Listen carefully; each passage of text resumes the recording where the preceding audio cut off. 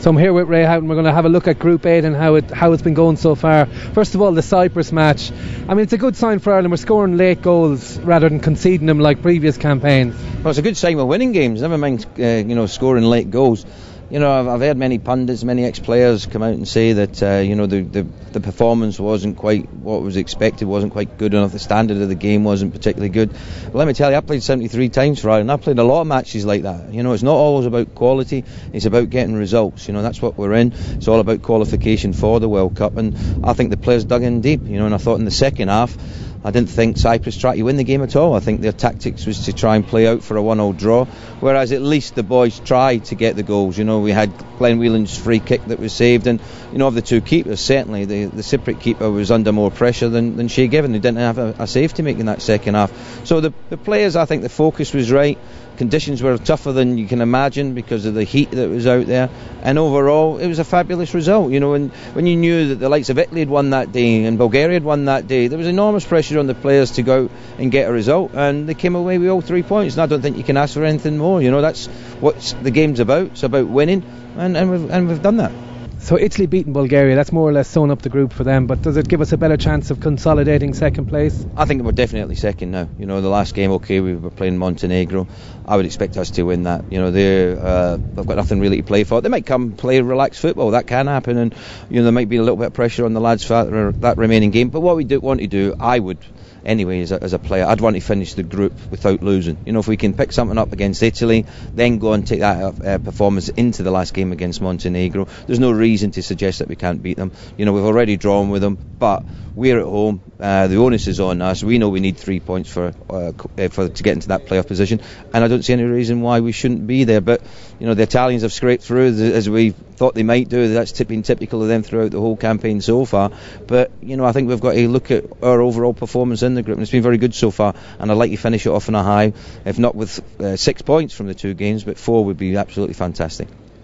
You mentioned there about not playing well and still being dangerous. That could really describe Italy in this campaign also. Well, I think they've been poor, to be honest. I watched them early on when they played against Cyprus away, and they won the game 2-1 with a late goal, and Cyprus had more chances in that game than probably they've had in most matches. But they're going to get stronger, there's no doubt about that, as the campaign goes on.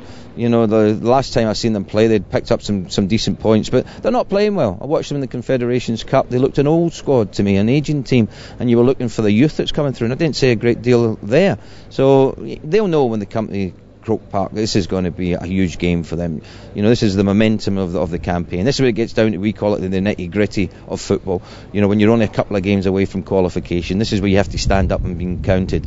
And when you're coming into a place like Croke Park, which is going to be very intimidating for the Italian players, and make no bones about that, they'll certainly know that firsthand when they come there, and that's what we need. We need the old roar back. We need the fans certainly behind the players, and if we can get that, there's no doubt in my mind that the players will go out there and play. This is the biggest stage that they're probably going to have to play in front of for a long, long time, and they owe Italy. We all owe Italy. They're the ones that you want to beat. The big international sides who think they've got the divine right to qualify, they're the ones you want to go out and beat, and I'm sure that every player will go out there and do their very, very best to win the match. Also, something that I've noticed in this campaign with Ireland is we're not really picking up a lot of yellow cards, and that's obviously something from the management.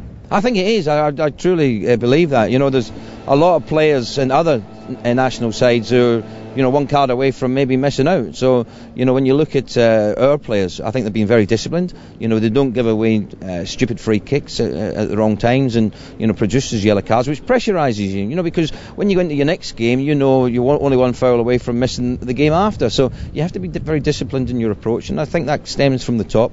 And I'm sure the likes of Giovanni Trapattoni, Marco Dardelli, and Liam Brady have had talks with the players and said, look, don't pick up needless bookings. We can't afford to do that. We haven't got the strongest of squads. That strength and depth isn't quite there with some of the major nations, and I think they've done that extremely well. And Robbie Keane scoring his 40th goal for Ireland.